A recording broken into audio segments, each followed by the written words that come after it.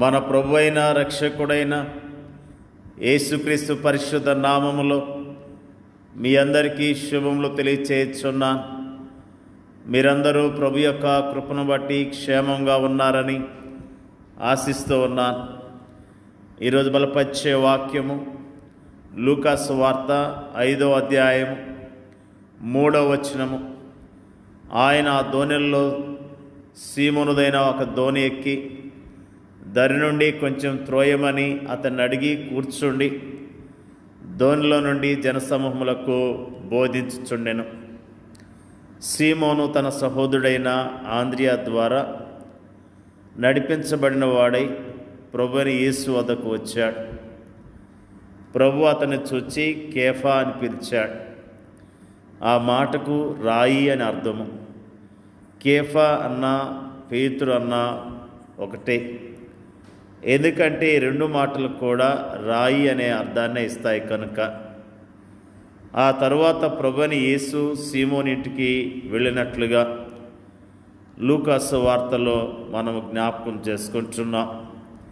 సీమోను ప్రభువును ఎరిగినప్పటికీ, ప్రభు తన ఇంట్లోనికి వచ్చినప్పటికీ సీమోను ఇంకనూ సీమోనుగానే ఉన్నాడు. ఎందుకంటే అతడు తన జీవితాన్ని అనుభవపూర్వకముగా ప్రభువునకు ఇంకనూ సమర్పించలేదు. మనలో అనేక మంది విషయంలో కూడా ఇలానే ఉంది కదూ. ప్రత్యేకించి నూతన విశ్వాసుల విషయంలోనూ క్రైస్తవ గృహాలలో జన్మించినప్పటికీ ఇంకనూ ప్రభువుకు తమ జీవితాలను సమర్పించని వారి విషయంలోనూ కూడా ఇలానే ఉంటుంది. అయితే ఒక దినాన ప్రభు సీమోను దోణిను కోరుకున్నాడు. దాన్ని ఉపయోగించి విస్తారమైన జనసమూహానికి బోధించాడు. ఆ తర్వాత ఆయన సీమోనును చూచి, నీవు దోణిను లోతునకు నడిపించి చేపల పట్టుటకు మీ వలలు వేయడని చెప్పాడు. ప్రభు అలా చెప్పటం ఆ సమయంలో సీమోనుకు హాస్యాస్పదముగానే ఉండి ఉంటుంది. ఎందుకంటే అతడు మరియు అతని సహచరులు రాత్రంతా ప్రయత్నించారు, కానీ ఒక చేపను కూడా పట్టలేకపోయారు. అందుకే అతడు ప్రభువును చూస్తూ, ఏలినవాడా, రాత్రి అంతయు మేము ప్రయాసపడితే కానీ మాకేమీ దొరకలేదు అన్నాడు. అయితే ఆ తర్వాత అతడు ఏమనుకున్నాడో ఏమో, అయినను నీ మాట చొప్పున వలలు వేతనని ఆయనతో చెప్పెను. వాస్తవానికి అతడు ప్రభు చెప్పిన వెంటనే ఆ పని చేసి ఉండాలి. కానీ అతడు తనకంతా తెలుసన్నట్లుగా తన ప్రావీణ్యతను గురించి అతిశయిస్తూ తన ప్రయాసం అంతటిని గురించి గొప్పగా చెప్పుకుంటూ అలా చేయటంలో ఏం ప్రయోజనం లేదన్నట్లుగా మాట్లాడాడు.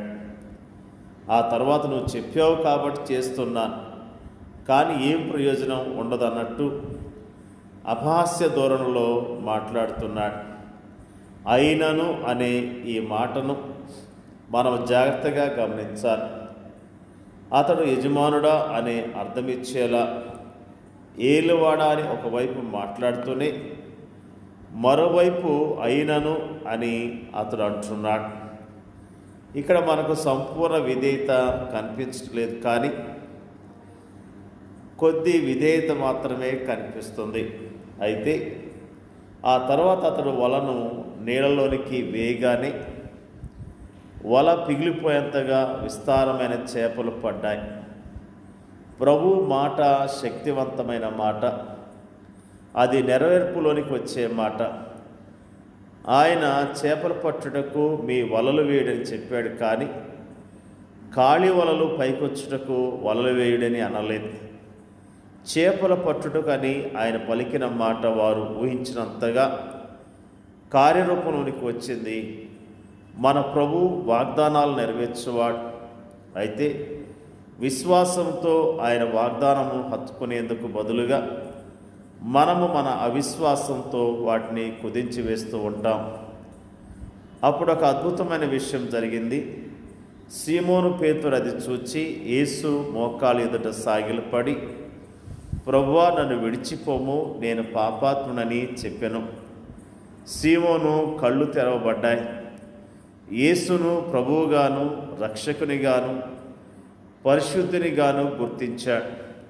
తాను పాపినని గుర్తిస్తూ ఆయన పాదాల చెంత రోధించాడు. ఇక్కడ ఏం జరిగింది? ఒక వ్యక్తి తాను పాపిగా గుర్తిస్తూ తాను పాపినని ఒప్పుకుంటూ రక్షకుని పాదాల చెంతకు చేరాడు. ఫలితముగా ఆ పాపిలో రక్షణ కార్యం జరిగింది. జాగ్రత్తగా గమనించండి. ఆ సందర్భములో పరిశుద్ధాత్ముడు సీమోనును పేతురుగా ప్రకటించాడు. సీమోను పేతురు ప్రభుతో, ప్రభువా, నన్ను విడిచిపోము అన్నాడు. అయితే ప్రభువు పేతురును విడిచిపోలేదు. కానీ భయపడకము, ఇప్పటి నుండి నీవు మనుషులను పట్టువాడవై ఉందువని అంటూ అతన్ని ధైర్యపరిచాడు. నేను నిన్ను విడిచిపోను, కానీ నీవే నన్ను వెంబడించు అంటూ అతన్ని నడిపించడం ప్రారంభించాడు. అతని జీవితంలో దేవుని ఉద్దేశము సఫలీకృతమైనట్లుగా కడవరకు అతన్ని నడిపించాడు. ఎంత అద్భుతమైన ప్రభు! అతడు కానీ మనము కానీ చేయవలసిందల్లా ఆయన వెంబడించడమే. దేవుని యొక్క వాక్యంలో మనము జ్ఞాపకం చేసుకుంటూ ఉన్నాం. పేతురు ప్రభు యొక్క శక్తిని గుర్తించగలిగాడు. మొట్టమొదటిగా అతడు తన స్వశక్తి మీద ఆధారపడినట్లుగా మాట్లాడాడు. ప్రభు మాటను సరిగా నమ్మలేకపోయాడు. అయినను అనే మాటను వాడినట్లుగా జ్ఞాపకం చేసుకున్నాం. ప్రభు మాట విని మరి వలలు వేసినప్పుడు విస్తారమైన చేపలు పట్టినట్లుగా మనము జ్ఞాపకం చేసుకుంటున్నాం. పరిచర్య చేస్తున్న సేవకులమైన మనము, విశ్వాసులమైన మనము ఆయన మాట చొప్పున సువార్త పరిచర్య చేయవలసిన వారమై ఉన్నాం. ఆయన చెప్పిన రీతిగా ఆయన పంపించిన చోటుకు వెళ్ళి మనము సువార్తను ప్రకటించవలసిన వారమై ఉన్నాం. ఎప్పుడైతే మనము ఆయన నడిపించినట్లుగా మనము వెళ్ళి సువార్త ప్రకటిస్తామో అక్కడ దేవుడు కార్యాలు జరిగించడానికి సిద్ధముగా ఉన్నాడు. మరి దేవుని యొక్క వాక్యములో ఫిలిప్పు ఆ నపుంసకుని యొద్దకు పరిగెత్తుకుంటూ వెళ్ళాడు. పరిశుద్ధాత్మ దేవుడు అతని యొద్దకు పంపించాడు. అతనితో ఫిలిప్పు మాట్లాడాడు, సువార్తను చెప్పగలిగాడు. ఆ నపుంసకుడైన అధికారి సువార్త విని ప్రభుని అంగీకరించాడు, బాప్తిసం కూడా తీసుకున్నాడు. పరిశుద్ధాత్మ దేవుడు మనం నడిపించినట్లుగా దేవుని చిత్తానుసారంగా పరిచర్య చేస్తూ దేవుని గణపరుద్దాం. దేవుని యొక్క వాక్యాన్ని దీవించుగాక. పరిశుద్ధులైన మా తండ్రి, నీకు వందనాలు, స్తోత్రాలు. పేతురు యొక్క జీవితంలో అద్భుతాన్ని జరిగించినందుకు నీకు స్తోత్రాలు తండ్రి.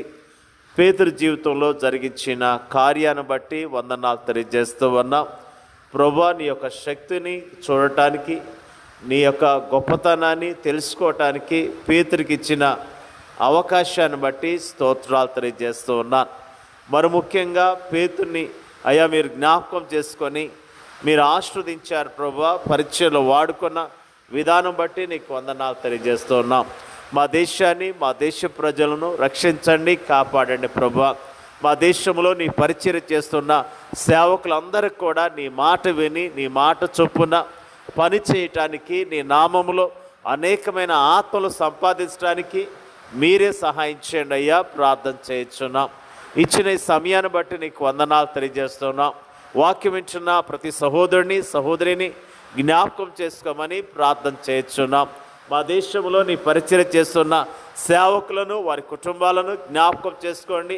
నీ ఆత్మ ద్వారా ఒక్కొక్కరు నడిపించని, ఒక్కొక్కరిని బలపరచమని మరి ముఖ్యంగా ప్రార్థన చేయించున్నాం తండ్రి.